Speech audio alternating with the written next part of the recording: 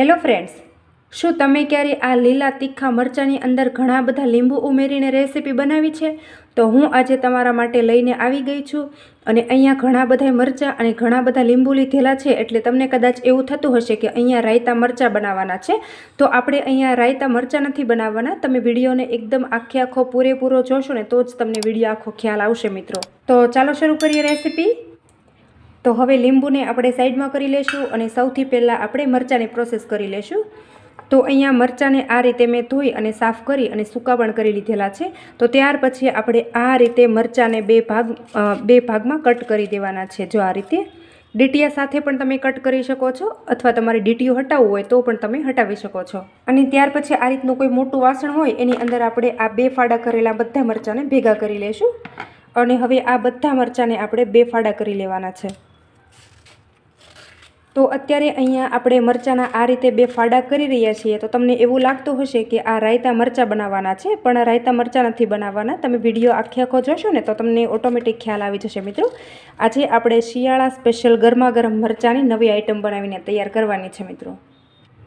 તો તમે જોઈ શકો છો કે અહીંયા મેં મરચાંના આ રીતે બે ફાડા કરી લીધેલા છે. અને હવે આપણે આગળની પ્રોસેસ કરવાની છે. તો જુઓ મિત્રો, અત્યારે અહીંયા મેં 3 લીંબુ લીધેલા છે અને આપણે ફરી વખત ઘટે તો આપણે વધારે લીંબુનો ઉપયોગ કરીશું. તો આ રીતે આપણે પહેલાં 3 લીંબુને કાપી લેવાના છે.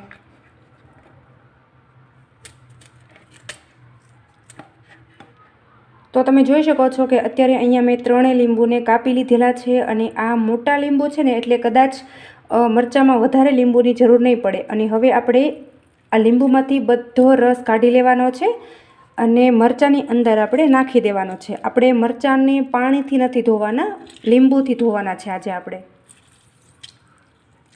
બધો લીંબુનો રસ આપણે મરચાંમાં નીચવી દેવાનો છે. તો મિત્રો, આ રીતે અહીંયા હું મરચાંના ફાડાની અંદર લીંબુ ઉમેરું છું. તો તમને કદાચ થોડો ઘણો ખ્યાલ આવી ગયો હશે કે આપણે કઈ રેસીપી બનાવી રહ્યા છીએ.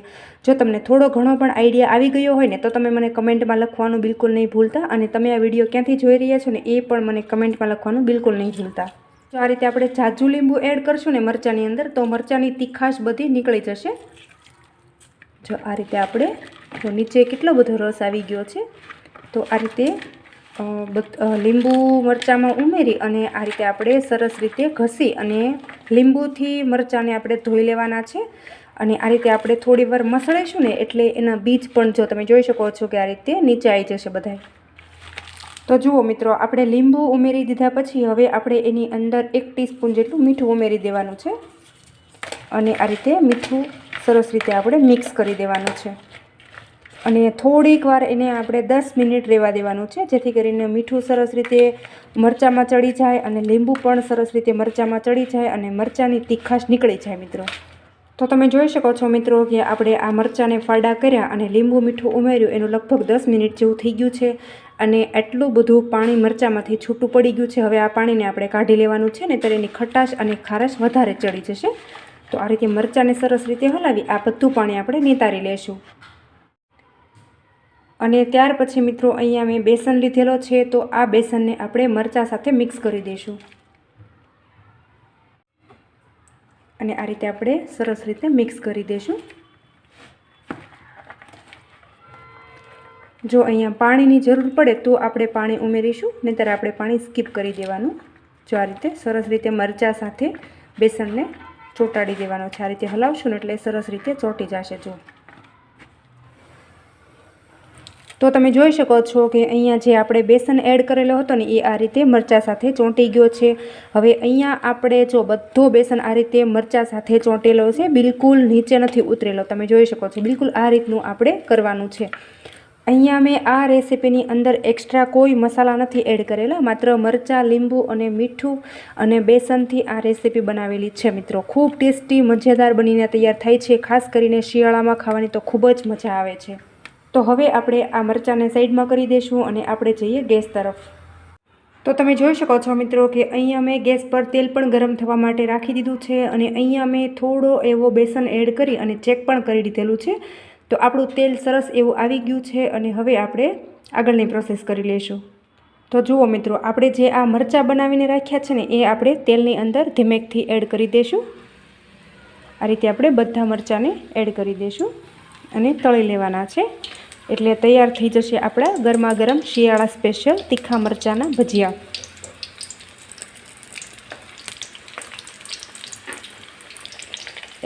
એકદમ ક્રિસ્પી અને મજેદાર આ ભજીયા બનીને તૈયાર થશે મિત્રો। તમે એક વખત બનાવશો ને તો તમને વારંવાર આ ભજીયા બનાવવાનું મન થશે। હલાવી અને પલટાવી લેશું।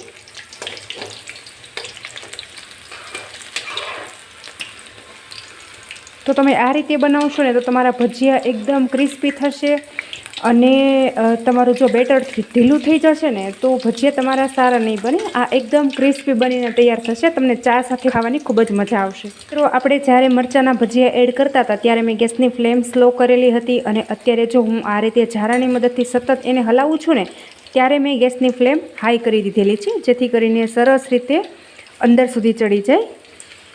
જો આ રીતે।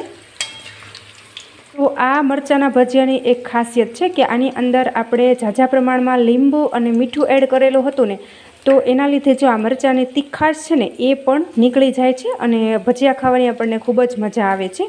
તો વાડીમાં જ્યારે પ્રોગ્રામ થતો હોય ને મિત્રો તો આ રીતે ભજીયા બનાવીને તૈયાર કરે છે મિત્રો। તો તમે જોઈ શકો છો મિત્રો કે આપણા મરચાંના ભજીયા સરસ રીતે તળાઈ ગયા છે અને આ રીતના થાય ને ત્યાર પછી આપણે ઝારામાં લઈ લઈશું અને બધું તેલ આપણે નિતારી દેવાનું છે। આપણે નિતારી લઈશું બધું તેલ આ રીતે અને આપણે પ્લેટમાં લઈ લઈશું।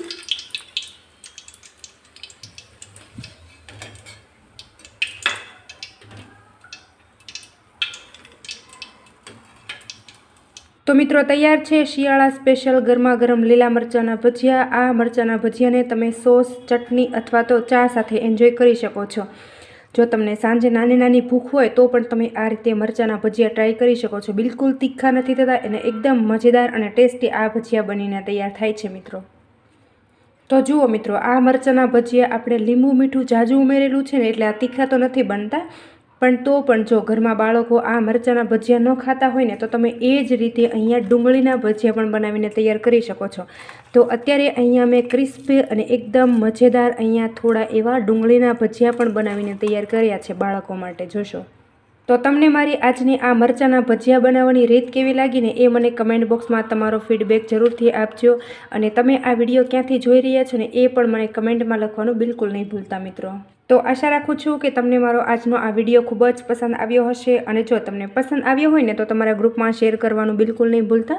અને હજુ સુધી તમે મારી ચેનલ ઉપર નવા હોય અને ચેનલને સબસ્ક્રાઈબ ન કરી હોય ને તો બાજુમાં રહેલી ઘંટી દબાવી તમે મારી ચેનલને સબસ્ક્રાઈબ કરી દેજો, જેથી કરીને આવા અવનવા વિડીયો લાવું ને મિત્રો એની નોટિફિકેશન તમને જલ્દી મળી જાય। Thanks for watching my video. આવજો, ફરી મળશું એક નવા વિડીયો સાથે।